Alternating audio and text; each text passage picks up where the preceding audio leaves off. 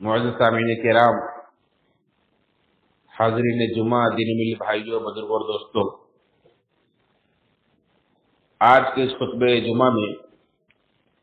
जो उन्वान लेकर मैं हाजिर हुआ हूँ वो है अमीरुल मोमिनीन उमर बिन अब्दुल अजीज रहमतुल्लाह अलैह का तारुफ। क़ब्ल इसके कि मैं अपने मौजू की वजाहत करूँ, ये जान लेना हमारे लिए ज़रूरी और मुफीद होगा कि किसी शख्सियत का तारुफ, उसकी सीरत हमारे लिए क्या अहमियत रखती है।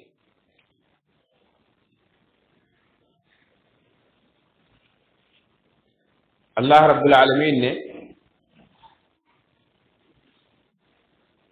कुरान करीम के अंदर बयान फरमाया कि ऐ लोगों, हमने तुम्हें एक मर्द और एक औरत से पैदा किया। या अय्युहन्नास इन्ना खलक़नाकुम मिन ज़करिन व उन्सा व जअलनाकुम शुऊबन व क़बाइल लितआरफ़ू। हमने तुम्हें एक मर्द और एक औरत से पैदा किया है, फिर तुम्हें मुख्तलिफ खानदान और कबीलों में बांट दिया है, लितआरफ़ू, ताकि तुम एक दूसरे को पहचानो। इन्ना अक्रमकुम इंदल्लाहि अतक़ाकुम, बेशक तुमने सबसे ज्यादा अल्लाह के नजदीक इज्जत वाला वो है जो सबसे ज्यादा मुत्तकी और परहेजगार हो, सबसे ज्यादा अल्लाह से डरने वाला हो। और अल्लाह के रसूल सल्लल्लाहु अलैहि वसल्लम ने ये खबर दी है कि सबसे बेहतरीन जमाने के लोग मेरे जमाने के हैं। यानी जिस वक्त अल्लाह के रसूल सल्लल्लाहु अलैहि वसल्लम जिंदा थे और अल्लाह के रसूल सल्लल्लाहु अलैहि वसल्लम पर जो लोग ईमान लाए, जो आपके सहाबा कहलाए,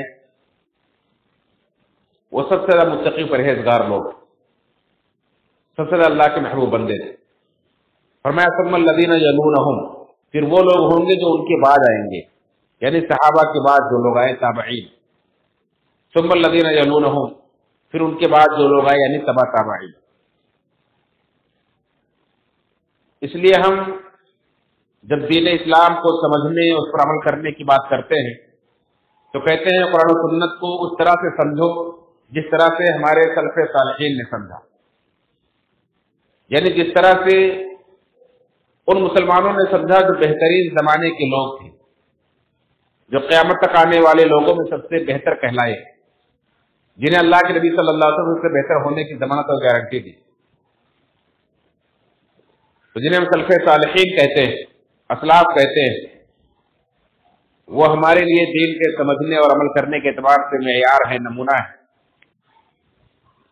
तो उन सलफ़े सालिहीन की सीरत और उनके किरदार को जब हम जानेंगे तो हमारे अंदर भी हरारत पैदा होती है, अमल का जज्बा पैदा होता है कि हमारी निस्बत उनसे, हमें उनके नक्शे कदम पर चलना चाहिए। जैसे एक औलाद अपने बाप दादा की हकीकत ना जानता हो और मुआशरे के रंग में रंग गया हो, किसी बिगड़े हुए मुआशरे में पढ़ करके बिगड़ गया हो,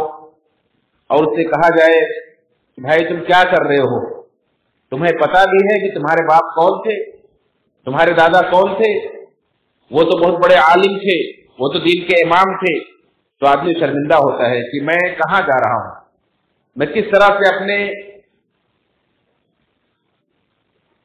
अपने घराने से, अपने खानदान से कट करके मैं कहाँ जा रहा हूं, मैं अपनी पहचान कैसे मिटा रहा हूं, कैसे खो रहा हूं। एहसास होता है, और एक इंसान को जब पता रहता है, उसे एहसास रहता है कि मैं कौन हूं, मैं कहां से हूं, किस खानदान से मेरा ताल्लुक है, तो उसके अंदर अमल का जज्बा पैदा होता है। इसी बात को मद्देनजर रखते हुए जब हजरत मरियम अलैहिस्सलाम पर लोगों ने इल्जाम लगाया कि बगैर शादी के बच्चा तुम्हारी गोद में जो नजर आ रहा है ये तुमने कहां से लाया, और ऐसा तुम कैसे कर सकते हो, मा कान अबूकी इम्रअ सौइन व मा कानत उम्मुकी बगिया, ऐ मरियम तुम्हें याद है, तुम्हें ये पता होना चाहिए कि तुम्हारा बाप कोई बुरा आदमी नहीं था, व मा कानत उम्मुकी बगिया, और ना ही तुम्हारी माँ कोई जानिया बदकार औरत थी। तुम्हारे माँ बाप कैसे थे, तुम एक नेक माँ बाप की औलाद हो, یہ غلطی یا حرکت ان سے کیسے ہو سکتی ہے؟ تو اس طرح سے انسان جو اپنے باپ دادا کو جانتا ہے، ان کی نیکیوں کو جانتا ہے، ان کی سیرت سے آگاہ ہوتا ہے، تو وہ غلط راستے سے بچتا ہے۔ تو ہماری سیرت کے اندر نکھار ہو، ہمارے اندر عمل کا جذبہ پیدا ہو، ہم اپنے اسلاف سے صحیح معنوں میں جڑ سکیں، ان کے نقش قدم پر چل سکیں، اسی بات کو پیش نظر رکھتے ہوئے ایک عظیم شخصیت کی سیرت کا سلسلہ شروع کیا جا رہا ہے، جس کی پہلی قسط لے کر آج تو خطبہ جمعہ میں حاضر ہوا ہوں، جو وقت کے بہت بڑے عالم اور بلکہ امام، کتاب و سنت کے عظیم شہدائی اور مجتہد اور وقت کے حکمراں اور خلیفہ تھے، اور بہت بڑے زاہد اور پرہیزگار بھی، اللہ رب العالمین کے سامنے عاجزی و گریہ زاری کرنے والے، خوف خدا سے اور آخرت کے فکر سے لرزہ اور ترسا رہنے والے، جن کے عدل و انصاف کی مثال عمر فاروق رضی اللہ عنہ سے دی جاتی ہے، جن کے عدل و انصاف کو دیکھ کر کے لوگ کہتے ہیں کہ عمر ثانی ہے۔ ان کی شخصیت ہمارے لیے کس قدر مفید ہوگی، یہ انشاءاللہ آپ سن کر اندازہ لگا سکتے ہیں کہ جنہیں دنیا عمر بن عبدالعزیز رحمۃ اللہ علیہ کے نام سے جانتی ہے، یہ کس دور کے ہیں، کون ہیں، کس طرح سے خلیفہ بنے، کس طرح سے انہوں نے کتاب و سنت کی روشنی میں خلفائے راشدین کے دور حکومت اور طرز حکومت کو دیکھتے ہوئے ایک مختصر مدت میں عالم اسلام کو کس قدر فائدہ پہنچایا ہے، اسی کا تذکرہ انشاءاللہ آپ مختلف قسطوں میں سنیں گے۔ ان کا نام عمر بن عبدالعزیز بن مروان بن حکم بن ابی العاص بن امیہ بن عبد شمس بن عبد مناف، یعنی یہ ان کا سلسلہ نسب ہے جو عبد مناف میں جا کر اللہ کے رسول صلی اللہ علیہ وسلم کے سلسلہ نسب سے مل جاتا ہے، جن کی کنیت ابو حفص کہلاتی ہے، اور ان کی مختلف نسبتیں ہیں، جیسے اموی کہلاتے ہیں کیونکہ خاندان بنو امیہ سے تعلق رکھتے ہیں، قرشی کہلاتے ہیں کیونکہ یہ مکہ کے مشہور قبیلے قریش سے ان کا تعلق، مدنی کہلاتے ہیں، مدینہ کے اندر پیدا ہوئی اور وہیں کی پرورش ہوئی، اور مصری بھی کہلاتے ہیں کہ اپنے والد کے دور عمارت میں مصر گئے اور وہیں اپنے والد کے پاس رہے، یہ ان کی نسبتیں ہیں، اور انہیں اشج بنو امیہ بھی کہا جاتا ہے، یعنی بنو امیہ کا زخمی شخص۔ اس کے پیچھے ایک واقعہ ہے کہ انہیں اشج بنو امیہ کیوں کہا جاتا ہے۔ دراصل اللہ کے رسول صلی اللہ علیہ وسلم کے دوسرے خلیفہ، جن کی عظمت کے لیے یہی کافی کہ اللہ کے رسول صلی اللہ علیہ وسلم نے فرمایا تھا کہ اگر میرے بعد کوئی نبی ہوتا تو عمر ہوتا، اور جیسے مختلف زمانوں میں ایسے لوگ گزرے ہیں جن پر الہام کیا جاتا تھا، جنہیں محدث کہا جاتا، ان کے دلوں میں بات اللہ کی طرف سے ڈالی جاتی تھی، نبی نہیں ہوتے تھے لیکن حق ان کے اندر ڈالا جاتا تھا اور ان کی زبانوں سے جو نکلتا تھا وہ واقع ہو جاتا تھا۔ آپ فرمایا کہ اگر میری امت میں کوئی ہے تو وہ عمر ہے۔ عمر فاروق رضی اللہ عنہ نے ایک بار خواب میں دیکھا تھا کہ میری نسل میں ایک شخص پیدا ہوگا جو عدل و انصاف سے زمین کو بھر دے گا، جو عدل و انصاف کے ساتھ حکومت کرے گا، اور وہ اس کی تمنا کرتے تھے کہ اے کاش کہ میں اس شخص کو دیکھ لوں جو میری نسل میں سے ہوگا، اور یہ انہی کی نسل سے ہیں۔ عمر فاروق رضی اللہ تعالیٰ عنہ ان کے نانا لگتے ہیں رشتے میں، عمر بن عبدالعزیز رحمۃ اللہ علیہ کے۔ جب تک یہ پیدا نہیں ہوئے تھے تو حضرت عمر رضی اللہ عنہ کے ایک پوتے ہیں، عبداللہ بن عمر رضی اللہ عنہ کے بیٹے بلال رحمۃ اللہ علیہ، ان کے بارے میں لوگ کہتے تھے کہ شاید یہی ہیں، کیونکہ ان کے چہرے پر ایک تل تھا عمر رضی اللہ عنہ نے بتلایا تھا کہ وہ لڑکا میری نسل میں جو پیدا ہوگا، جو عدل و انصاف کے ساتھ حکومت کرے گا، اس کے چہرے پر نشان ہوگا، اس کے چہرے پر زخم ہوگا۔ تو لوگ سمجھتے تھے کہ یہ نشان مراد مصر کا نشان ہے جو بلال کے چہرے پر ہے، لیکن جب یہ عمر رحمۃ اللہ علیہ پیدا ہوئے، عمر بن عبدالعزیز رحمۃ اللہ علیہ پیدا ہوئے اور یہ اپنے والد کے ساتھ مصر میں گئے، تو ایک دن اپنے والد کے ساتھ استبل میں، گھوڑوں کے استبل میں گئے اور اتفاق سے کسی گھوڑے نے ان کے چہرے پر لات مار دی اور چہرے پر زخم ہو گیا۔ ان کے والد اپنے اس بیٹے کے چہرے سے خون کو پوچھنے لگے اور پوچھتے ہوئے کہنے لگے کہ اگر تم ہی اشد بنو امیہ ہو تو یہ زخم تمہارے لیے باعث خیر و برکت۔ اور پھر ان کے بھائی اسبغ نے جب چہرے پر یہ نشان دیکھا، گھوڑے کی کھر کا یہ زخم دیکھا، تو نعرے تکبیر بلند کیا اور کہا کہ میرا یہی وہ بھائی ہے جو بادشاہ بنے گا، جو عدل و انصاف کے ساتھ حکومت کرے گا۔ تو ان کے چہرے پر وہ گھوڑے کے کھر کے نشان تھے، جس کی وجہ سے انہیں اشد بنو امیہ کہا جاتا ہے۔ ان کے والد عمر عبدالعزیز رحمۃ اللہ علیہ یہ بھی تابعی ہیں اور یہ بھی اپنے وقت کے بہت بڑے بہادر اور بہت بڑے سخی انسان تھے، جنہیں سخی بنو امیہ کا سب سے بڑا سخی کہا جاتا تھا، اور علم سے بھی انہیں گہری نسبت سے بڑا گہرا لگاؤ تھا۔ ابو ہریرہ رضی اللہ تعالیٰ عنہ کی حدیثوں کو یہ اپنے پاس انہوں نے منگوایا تھا کہ ابو ہریرہ رضی اللہ تعالیٰ عنہ جو اللہ کے وسلم کے پاس سب سے زیادہ آپ کی خدمت میں لگے رہتے تھے، اپنے ایک ساتھی سے کہا کہ ان کی روایات، اس کی حدیثیں لکھ کر کے مجھے بھیجو۔ تو اللہ کے نبی صلی اللہ علیہ وسلم کے حدیثوں کے بھی بڑے عالم تھے اور مصر کے یہ 20 سال تک گورنر رہے، مصر کے گورنر رہے، اور اس گورنری کے دور میں بھی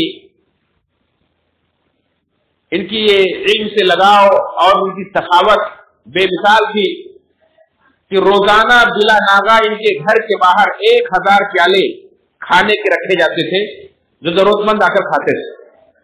اور 100 پیالے سواریوں پر لاد کر، اور ہمارے آپ کے دور کی طرح سے چھوٹے چھوٹے پیالے نہیں ہوتے تھے، اس زمانے میں جو لکڑی کے بڑے بڑے پیالے ہوتے تھے، کہتے ہیں کہ جسے اپنے زمانے میں ہم ڈیگ کہہ سکتے ہیں کہ 100 ڈیگ 100 پیالے سواریوں پر لاد کر مختلف قبائل کے اندر پہنچائے جاتے تھے، روزانہ کا یہ ان کا معمول تھا۔ آپ سوچیں، اندازہ کریں کہ کتنی بڑی سخاوت تھی ان کی کہ 1000 پیالے بلا ناغہ ان کے گھر کے سامنے رکھے جاتے تھے اور 100 پیالے لاد کر گاڑیوں پر وہ قبائل میں پہنچائے جاتے تھے، اور یہ اس قدر سخاوت کرتے تھے، کہتے تھے کہ اگر میرے اختیار میں ہو تو میں اپنی نیکیاں کسی کے پاس رکھ سکوں، کسی کو دے سکوں تو میرا اس کا میرے اوپر بڑا احسان ہوگا۔ اس قدر اللہ کے راستے میں خرچ کرنے کا جذبہ رکھتے تھے اور زبان سے کہتے بھی تھے، سخاوت کا درس بھی دیتے تھے، کہتے تھے کہ مجھے اس مومن پر بڑا تعجب ہوتا ہے، بڑی حیرت ہوتی ہے جو یہ جانتا ہے کہ رزق اللہ دیتا ہے اور اللہ رب العالمین خرچ کرنے والے کو اس کا بدلہ بھی دیتا ہے، پھر بھی وہ مال کو روک کر رکھتا ہے، خرچ نہیں کرتا ہے اور اپنے آپ کو اللہ رب العالمین کے بدلے سے، اللہ کی طرف سے عطا سے، اس کی برکت سے، اس کی ثنا سے اپنے آپ کو محروم رکھتا ہے۔ جب وہ مومن ہے، اللہ کی سخاوت پر، اللہ رب العالمین کے عطا پر یقین بھی رکھتا ہے، ایمان بھی رکھتا ہے، پھر بھی روک کر رکھتا ہے، تو گویا کہ اپنے آپ کو اللہ کی رحمت سے وہ محروم رکھتا ہے، ایسے شخص کو مجھے تعجب ہوتا ہے۔ تو اس قدر یہ سخاوت سے کام لیتے تھے، اور اسی طرح سے بڑے متقی و پرہیزگار بھی تھے۔ آخر عمر میں کہتے تھے کہ کاش کہ میں کچھ بھی نہ ہوتا، کاش میں کوئی بہتا ہوا پانی ہوتا کہ آخرت کے حساب و کتاب سے بچ جاتا۔ اس طرح سے ڈرتے تھے آخرت سے ان کے والد، اور اسی طرح سے ان کی والدہ جو ہیں یہ بھی بڑی متقی اور پرہیزگار تھی، اور کیوں نہ ہو، یہ کس کی بیٹی ہے؟ یہ ہے عمر رضی اللہ عنہ کی پوتی हज़रत उमर रज़ी अल्लाह अन्हु की को बेटे आसिम रज़ी अल्लाह तआला अन्हु जो अल्लाह के नबी सल्लल्लाहु अलैहि वसल्लम के दौर नबूवत में पैदा हुए, उनकी एक बीवी थी जिनका वाक़या बड़ा मशहूर आपने बारहा सुना होगा कि उमर रज़ी अल्लाह तआला अन्हु अपने दौरे खिलाफत में जो उनका मामूल था कि वो गश्त किया करते थे मदीना की गलियों में ताकि जरूरतमंदों की जरूरत का पता लगा सके और उनको पूरा कर सके। तो एक रात अपने गुलाम असलम के साथ में वो गश्त लगा रहे थे गली में, ये घर के अंदर से आवाज आ रही है। कोई बूढ़ी औरत कह रही थी कि बेटी उठो, दूध के अंदर पानी मिला दो। तो बेटी जवाब दे रही कि अम्मी आपको पता नहीं अमीरुल मोमिनीन का हुक्म है कि दूध के अंदर पानी नहीं मिलाना, दूध के अंदर पानी मिलाने से अमीरुल मोमिनीन ने मना कर दिया है। कहा इस रात में कहां अमीरुल मोमिनीन तुम्हें देखने आ रहे हैं? बेटी ने जवाब दिया कि अमीरुल मोमिनीन नहीं देख रहे तो क्या हुआ, अमीरुल मोमिनीन का रब तो देख रहा है, उस रब के देखते हुए कैसे उनकी नाफरमानी कर सकती है। हज़रत उमर रज़ी अल्लाह अन्हु ने जब आवाज घर से सुनी तो अपने गुलाम असलम से कहा कि यहां इस घर पर निशान लगा दो, और सुबह उन्हें बुलवाया तो पता चला कि वो एक ऐसी लड़की जिसकी शादी अभी नहीं हुई। अपने बेटों को बुलाया और बेटों से कहा कि तुम में से कौन निकाह की ख्वाहिश रखता है कि जिसके साथ मैं लड़की का निकाह कर दूं, जो इतनी मुत्तकी की परहेजगार है। तो उनके बेटे आसिम ने कहा कि अबू जान मेरी भी तो शादी नहीं हुई, आप मेरी शादी कर दीजिए। उनसे हज़रत उमर रज़ी अल्लाह अन्हु ने उस लड़की का निकाह कर दिया और उसी लड़की से हज़रत अब्दुल अजीज रहमतुल्लाह अलैह की बीवी जो है लैला, या जिनकी कुनियत उम्मे आसिम है, वो पैदा होती है और उन्हीं से अब्दुल अजीज रहमतुल्लाह अलैह निकाह करते हैं। अब्दुल अजीज रहमतुल्लाह अलैह ने जब निकाह करने का इरादा किया हज़रत उमर के घराने में, तो अपने मुंतजिम से कहा कि मेरी पूरी जायदाद में से 400 दिरहम हलाल का निकालो, मेरी जो कमाई है बिल्कुल छांट करके उसमें से हलाल कमाई 400 दिनार निकालो। यानी यूं तो वो ऐसे ही अल्लाह के मुत्तकी परहेजगार बंदे थे, नेक बंदे थे, लेकिन किसी माल में कोई शुबहा भी हो तो उसको मत इसमें लगाओ, बिल्कुल साफ सुथरा माल निकालो ताकि उस महर को दे करके मैं इनसे निकाह करूं। हमारे और आपके लिए इसके अंदर जो सबक और नसीहतें हैं, वक्त नहीं कि उन्हें पूरी तफसील के साथ बताया जाए, लेकिन हम और आप अपने लिए इसके अंदर से नसीहतें चुन सकते हैं कि हमें जब अपनी आने वाली नस्लों की जब हम ख्वाब देखें तो हमें क्या क्या एहतमाम करना चाहिए, अपनी कमाई पर नजर रखनी चाहिए, जिसे हम अपनी बहू या अपनी बीवी बनाना चाहते हैं उसके खानदान, उसके आकर नसब पर ध्यान रखना चाहिए ताकि आने वाली नस्लें हमारी नेक हो, पाकीज़ा हो। चुनांचे कहते हैं कि हलाल माल 400 दिरहम निकालो, 400 दिनार निकालो ताकि मैं एक नेक खातून से निकाह कर सकूं। और फिर हज़रत उमर रज़ी अल्लाह के खानदान में आसिम रज़ी अल्लाह अन्हु की बेटी उम्मे आसिम, या जिनका नाम लैला है, उन्हें निकाह का पैगाम देते हैं और वो लोग भी इनके बारे में पूरी मालूमात हासिल करते हैं कि ये कैसे हैं। जब पूरी तरह से तसल्ली होती है कि अब्दुल अजीज रहमतुल्लाह अलैह एक बहुत ही मुत्तकी परहेजगार इंसान है, एक दोस्त इंसान है, बहादुर इंसान है, तो उसके बाद उनके पैगाम को कबूल करके उनसे निकाह हो जाता है और उन्हीं से चल करके उमर पैदा होते हैं। उमर बिन अब्दुल अजीज रहमतुल्लाह अलैह दुनिया के नाम, जिन्हें दुनिया उमर बिन अब्दुल अजीज रहमतुल्लाह अलैह के नाम से जानती है। तो ये इनकी गोया की वो औरत जिन्हें उमर रज़ी अल्लाह ने अपने बेटे की मुंतखब किया था, वो रिश्ते में उमर बिन अब्दुल अजीज रहमतुल्लाह अलैह की नानी लगती। और इस तरह से उमर बिन अब्दुल अजीज रहमतुल्लाह अलैह मदीना के अंदर यजीद रहमतुल्लाह अलैह के दौरे खिलाफत में सन 61 हिजरी में पैदा होते हैं और बड़ी मुख्तसर उम्र इन्हें मिली थी। 40 साल की उम्र में सन 101 हिजरी में इनका इंतकाल हो जाता है। लेकिन इस मुख्तसर सी जिंदगी में भी अल्लाह रब्बुल आलमीन इतनी बरकतें इन्हें देता है कि जिनका नाम आज भी रोशन है। قیامت تک انشاءاللہ روشن رہے گا، جنہیں دنیا عمر ثانی کے نام سے جانتی ہے، جو اگرچہ بنو امیہ کے دور کے خلیفہ ہیں لیکن انہیں خلیفہ راشد کے نام سے جانتی ہے۔ ان کے علم، ان کے زہد اور ان کے عدل و انصاف کا قیامت تک شہرا رہے گا انشاءاللہ، اور دنیا جن کی مثال دیتی رہے گی۔ عمر عبد العزیز رحمۃ اللہ علیہ جو کل 10 بھائی اور 2 بہن تھے، یعنی ان کے والد کی یہ بیوی جن کا میں نے تذکرہ کیا، جن کا نام لیلا تھا، ان سے 4 بیٹے پیدا ہوتے ہیں، ایک یہی خود عمر اور ایک ابو بکر اور ایک محمد، ایک عاصم، اور دوسری بیوی سے 4 بیٹے اور 2 بیٹیاں ہوتے ہیں جن کے نام زبان، اسبق، سہل اور سہیل ہے۔ اسی طرح سے بیٹیوں کے نام ام حکم اور ام البنین ہے۔ عمر بن عبدالعزیز رحمۃ اللہ علیہ ان کے بھی خود 14 بیٹے اور 3 بیٹیاں ہیں۔ ان کی پہلی بیوی سے جو خود ان کی چچیری بہن ہے، عمر بن عبدالعزیز رحمۃ اللہ علیہ یہ ان کا پہلا نکاح ان کے چچا کی بیٹی سے ہوتا ہے،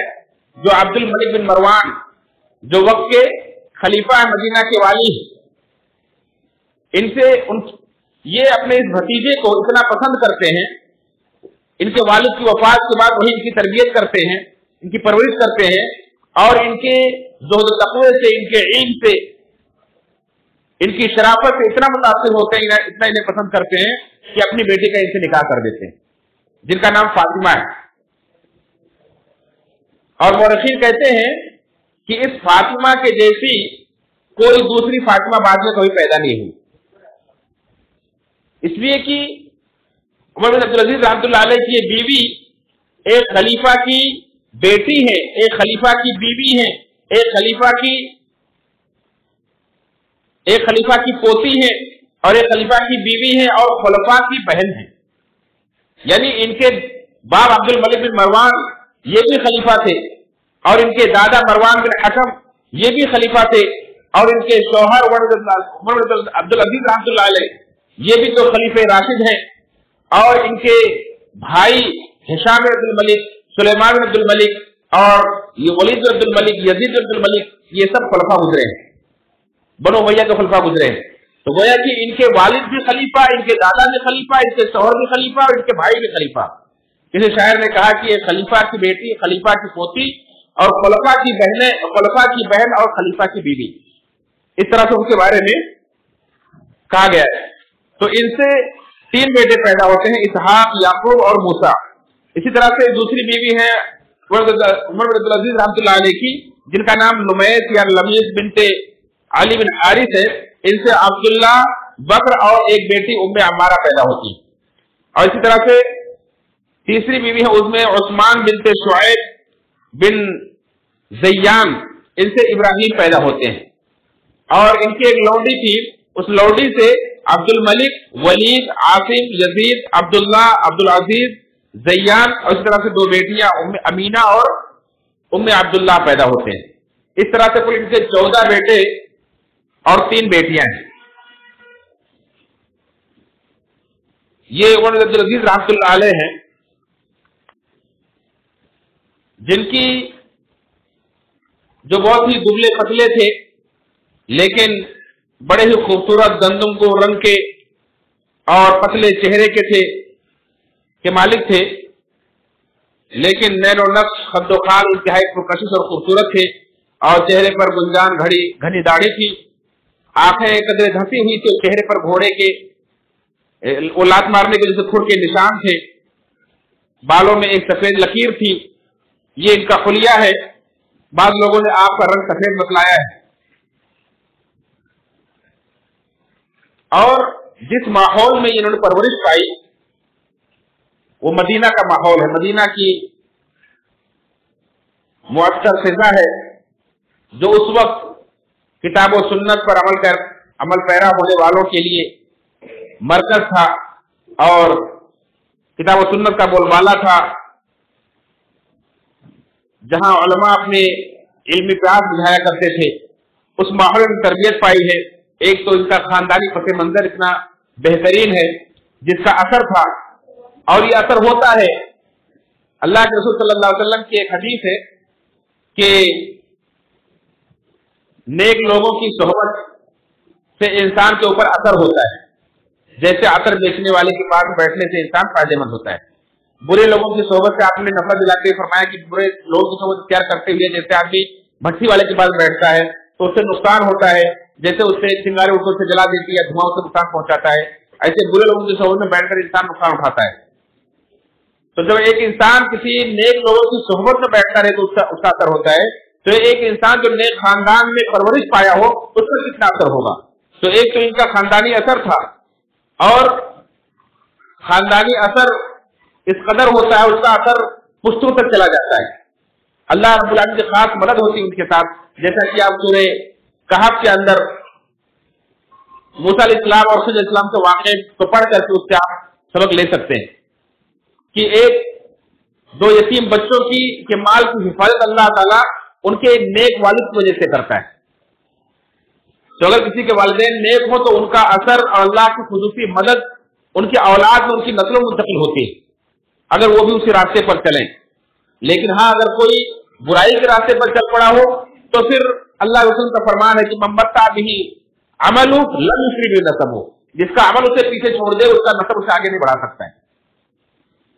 تو یہ خاندانی اثرات بھی ان کے اوپر تھے، اس وجہ سے ان کے اندر اتنا نکھار آیا۔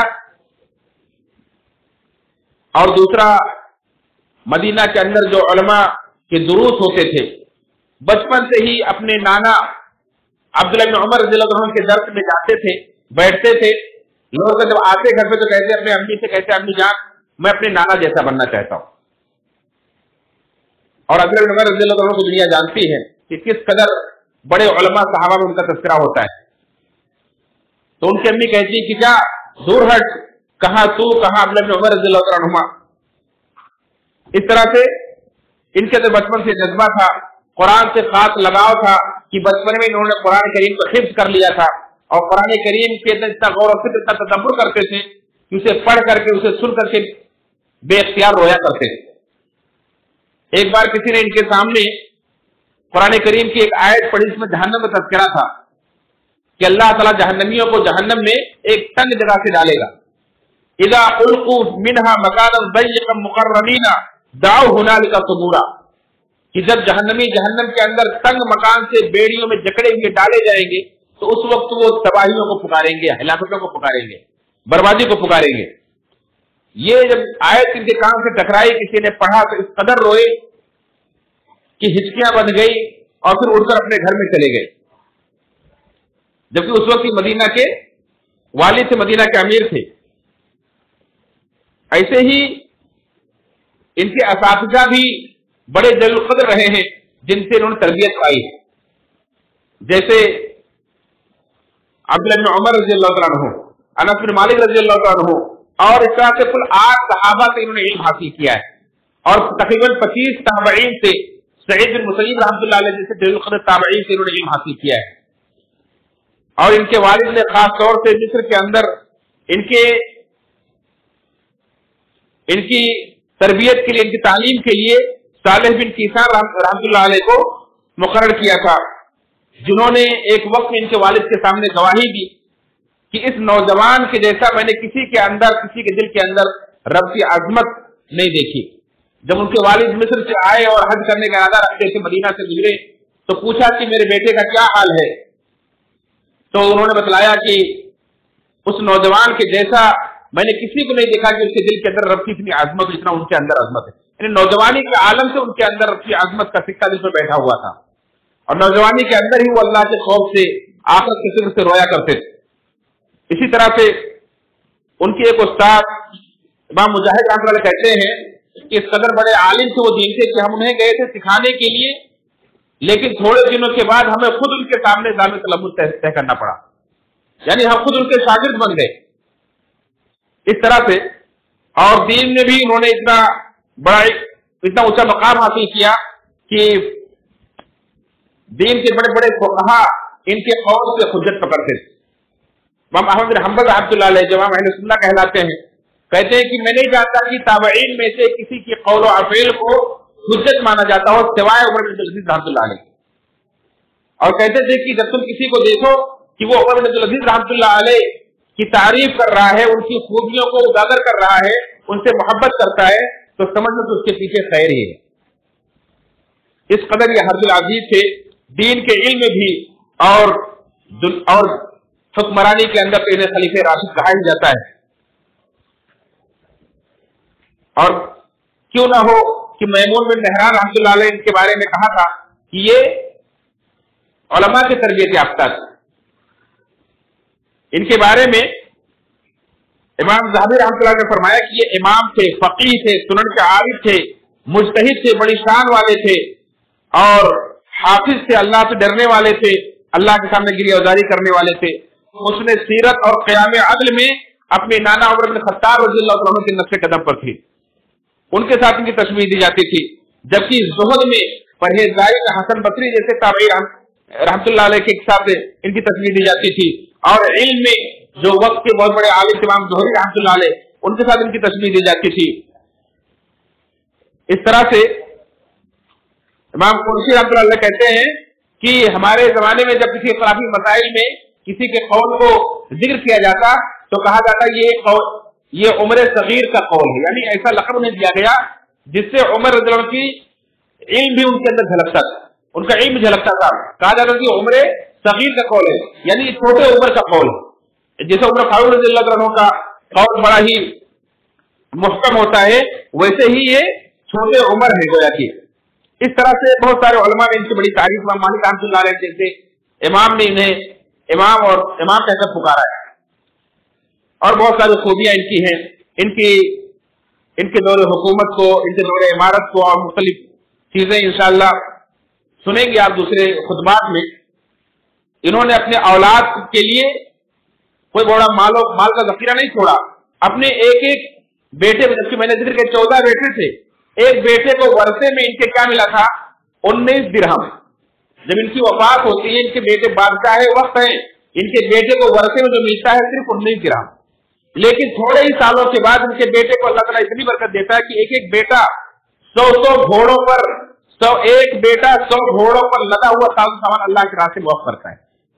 جبکہ انہی کے سامنے انہی کے خاندان کے دوسرے خلفاء گزرے ہیں. ہشام بن عبد الملک اپنے بیٹے کو جب چھوڑ کر جاتے ہیں تو 1 ملین درہم ان کے ورثے میں ملتا ہے. لیکن تھوڑے دنوں کے بعد، تھوڑے سالوں کے بعد لوگ دیکھتے ہیں کہ وہی ہشام بن عبد الملک کا بیٹا اس قدر غریبی میں زندگی گزار رہا ہے کہ لوگ طرف کھا کر انہیں صدقہ خیرات دیتے ہیں. یہ اللہ رب العالمین کی طرف سے خصوصی برکتیں ہوتی ہیں نیک اولاد اور نیک ماں باپ کے لیے، کہ اگر وہ اپنے ماں باپ کی، اپنے اولاد کی تربیت کر کے جائے، ان کے مال و دولت کا ذخیرہ چھوڑ کر نہیں جاتا تو کوئی پرواہ نہیں، اللہ تعالیٰ انہیں بعد میں برکت دے دیتا ہے. اس طرح سے بہت ساری عبرتیں اور نصیحتیں ہمارے لیے ہیں. انشاءاللہ مزید باتیں اگلے درس میں اگلے خطبے میں آپ سنیں گے. اللہ تعالیٰ سے دعا ہے رب العالمین ہم سب کو اپنے اخلاق کی سیرت کو جاننے کی توفیق فرمائے اور اپنے لیے معیار اور نہ بنانے کی توفیق فرمائے. اللہ تعالیٰ ہمیں سب زندہ رکھے، ہمارے سلف صالحین کے طریقے پر چلتے ہوئے قرآن و سنت کی پرامن پیرا ہونے کی توفیق فرمائے اور اسی پر ہمارا خاتمہ فرمائے. جنت الفردوس میں ہمیں جگہ عطا فرمائے، ہمیں جہنم کے عذاب سے بچائے. آمین. تقبل یا رب العالمین. ان اللہ وملائکته یصلون علی النبی یا ایھا الذین آمنوا صلوا علیہ وسلموا تسلیما. اللهم صل علی محمد وعلی محمد كما صليت علی ابراہیم وعلی ابراہیم انک حمید مجید. اللهم بارک علی محمد وعلی محمد كما بارکت علی ابراہیم وعلی ابراہیم انک حمید مجید. عباد اللہ